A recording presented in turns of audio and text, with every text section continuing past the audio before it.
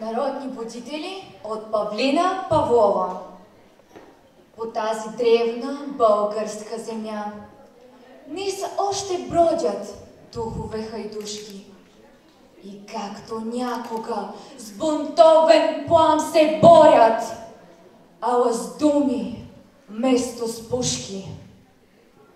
Душите палят с огнени слова, с надежда за бъдеще, в което животът ще е с нови правила и мир ще има вредом под небето.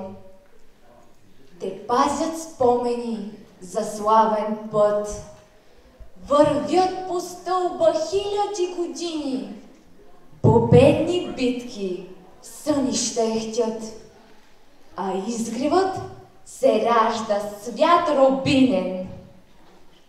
Пазители на българския дух, за вас наградата е обич свята.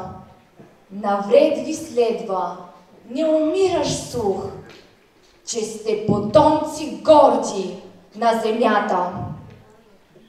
Будители с незнайни имена, днес мисията ви е съдбоносна, като криле на птици знамена трептят и славните ви думи носят. Благодаря.